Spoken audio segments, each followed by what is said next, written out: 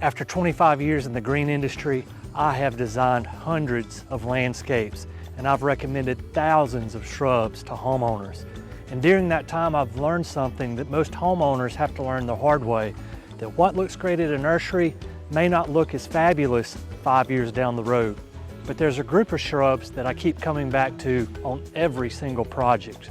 Job after job, client after client, year after year, decade after decade. And today, I'm sharing every single one of them with you. Before we get into the list, I want to be clear about why these plants have a spot. It wasn't just because they look good at a nursery, it's also because they've proven themselves in residential and commercial landscapes in a variety of climates and soil conditions. These are shrubs that earn their spot on the list even when they're not in peak bloom. A few of these are going to come with an honest caveat, but that's how you make real decisions about what's appropriate for your landscape. Let's get into it. Number one on the list is here in front of me and also behind me. This is the Encore azalea. And if you've been in the gardening world for more than 5 minutes, you've heard of this plant. But let me tell you why it makes my list. Traditional azaleas bloom once in spring, maybe 3 weeks if you're lucky, and then they spend the rest of the year as a green blob in your landscape. I understand why people love them. Those spring blooms are spectacular, but in a design landscape, you need plants that earn their keep for more than just 3 weeks out of the year. Encore azaleas bloom in spring, rebloom in summer, and then bloom again in the fall. 3 distinct flowering seasons for one plant. Here's what I love about them. They come in a variety of colors, from pure whites to lavenders to pinks and dark burgundies as well. You can find compact dwarf varieties for a front of a border or larger varieties that could even serve as a screen. They are also much more sun tolerant than traditional azaleas, which vastly expands the areas in which we can plant them. After 25 years of landscaping, I've come back to the Encore azalea more than almost any other plant. That alone should tell you how I feel about it. Number 2 on the list is one of the most underestimated shrubs in the entire green industry.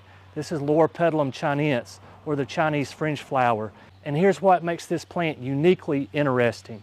With most plants, you pick a species and know exactly what you're getting. With Loropetalum, it all depends on the cultivar.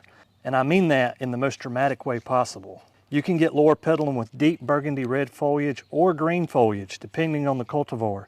You can get pink flowers, you can get white flowers, or even some have yellow flowers. And you can get a plant that stays 2 foot tall or one that tops 15 foot tall. It all depends on cultivar. We have to think of Loropetalum as multiple shrubs in terms of design implications in the landscape. I've used large burgundy leaf varieties as tall screening plants. I've used compact dwarf forms in foundation beds and as ground covers on slopes. I've used mid-size selections as specimen plants and mixed borders. The versatility is remarkable. Here's a pro tip for you. If you're planting Loropetalum in full sun or hot conditions, lean towards the burgundy leaf varieties. They tend to hold their color better while under heat stress. The fringe-like flowers will begin showing up in early spring. They are genuinely stunning up close, and the foliage looks good 12 months out of the year. I've had clients call and specifically ask for Loropetalum after seeing it in their neighbor's yard. Those are the types of shrubs that you want. Number 3 on our list is Osmanthus fragrans, or tea olive. And if you've never experienced this shrub personally, I want you to go find one and smell it. The fragrance on tea olive is unlike anything else in the plant world. It's sweet, almost apricot-like, and it carries on the air for a remarkable distance. I've had clients tell me they can smell their tea olive from 30 feet away when the wind is right, and that's not an exaggeration. I've experienced it myself. Here's where things get interesting. Tea olive primarily blooms in the fall with a light flush in the spring as well. When almost nothing else in the landscape is putting on a show, the flowers are small and unassuming, white to cream colored, and they would be completely unremarkable on their own. But what those flowers produce in terms of fragrance is extraordinary. Tea olive is exceptionally low maintenance once established. It's drought resistant, deer resistant, is effective as a specimen plant, a semi-formal hedge, or a screen. One thing you need to know about tea olive, it can be a little slow growing, especially in the first year or two, but the payoff is the fragrance that it brings to the yard. On a cool October morning, the smell is definitely worth your patience. Number 4 on our list is Oakleaf hydrangea, or Hydrangea quercifolia. And I want to take a moment here to talk about something that's important to me as a plant professional. This plant is a native shrub. The native range of Oakleaf hydrangea covers much of the southeastern United States, from Florida, north through the Carolinas, west into Arkansas and Tennessee. It naturally grows along woodland edges and stream banks. What that tells you as a gardener is it is a plant that's pre-adapted to heat, humidity, and soil conditions of the entire region. When you plant a plant in its native range, you're working with nature rather than against nature. And that means less intervention, less maintenance, and better long-term results. Now here's what I really love about Oakleaf hydrangea. The plant earns its keep in all 4 seasons. Late spring and early summer you get enormous white flower panicles. Some of them are a foot or more in length. They are genuinely spectacular. Those flowers age to a parchment cream and then to a warm tan, and they hold on to the plant well into fall and winter. The foliage turns a brilliant burgundy to orange red in the fall, one of the most reliable fall color shrubs I know of. And in winter, the exfoliating bark is rich, cinnamon brown, peeling bark that provides genuine visual interest even when the plant is fully dormant. 4 seasons of interest, low maintenance once established, and over my 25 years of landscaping, this plant has earned its spot on the list time and time again. Number 5 on the list is Limelight hydrangea. This is one of the more popular plants on the market right now, and for very good reason.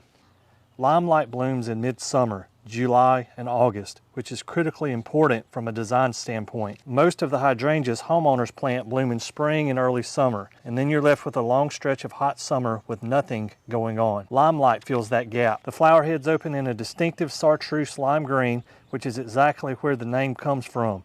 Then transitions to white and finally a soft pink and burgundy as fall approaches. Those dried flower heads hold well in winter, so you're getting color and texture for months. Here's something I want every homeowner to understand.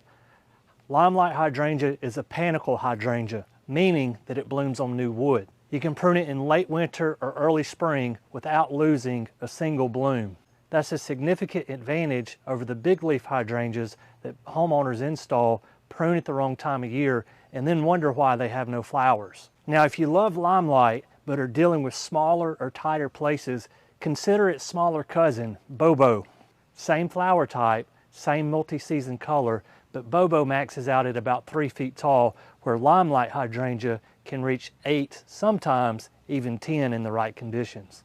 If you're finding this video helpful, go ahead and hit the like button below. And if you haven't subscribed yet, go ahead and consider subscribing. I put out videos once a week based on 25 years of real-world landscaping experience. Now let's get back into it. Number 6, in my opinion, is one of the most underestimated native shrubs we have. This is Itea virginica, or the Virginia sweetspire. The native range of Itea runs from New Jersey south through Florida, west into Missouri and Texas.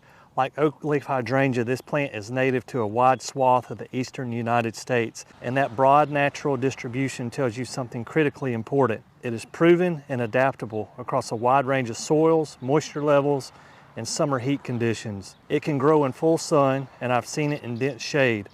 I've used it in poorly drained wet sites, and I've used it in moderate upland conditions. Very few shrubs perform reliably across those situations like Itea does. Here's what I love about Virginia sweetspire. It gives you 2 completely different seasons of outstanding performance. In late spring to early summer, you get long arcing racemes of small white flowers, fragrant, elegant, and absolutely loaded with pollinators. In the fall, the foliage turns one of the most reliable, vivid shades of deep red or burgundy I have seen in any native shrub. I've recommended Itea on hundreds of landscapes, and I come back to it every single time because it gives you 2 great seasons of color. Number 7 on the list is Camellia. And when I talk about Camellia in terms of a landscape setting, I'm primarily talking about 2 species, Camellia sasanqua and Camellia japonica. And the distinction between the 2 matters quite a bit. Camellia sasanqua blooms in fall, typically October through December in most of its range.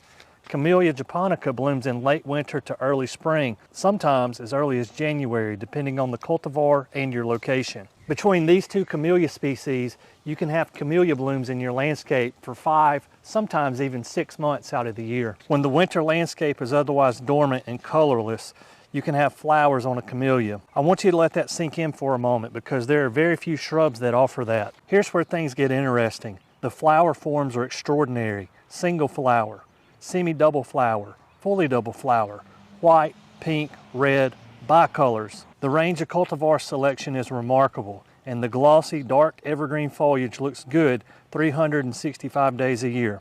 Bloom period or not, that is a plant that earns its keep. Camellias do best in an environment like you see here. Afternoon shade, well-drained soils, and slightly acidic pH. I've been recommending camellias to clients for 25 years, and I've never had a client reach back out to me and say that they regretted planting it. Not once. That's a track record that puts this plant on the permanent list. Number 8 on the list is Myrtle cerifera, or the wax myrtle. And if you live in the southeastern United States, this is one of the most versatile shrubs that you can have in the landscape. The native range of wax myrtle covers the entire southeastern coastal plain, from New Jersey through Florida, west along the Gulf Coast, all the way to Texas into Central America. It grows naturally in a wide variety of conditions: sandy soils, coastal salt spray environments, seasonally wet sites, and moderately dry upland areas. The adaptability is the thing I value most about this plant. Here's the thing I love about wax myrtle. It grows incredibly fast. And if you're in need of a privacy screen or a hedge in a hurry, this pruned up will get the job done for you.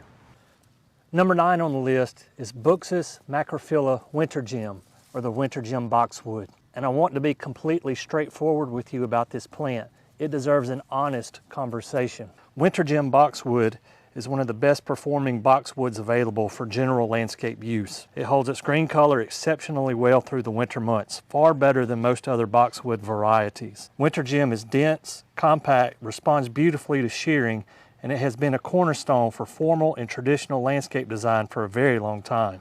There is a reason the green industry has planted hundreds of millions of boxwoods over the past century.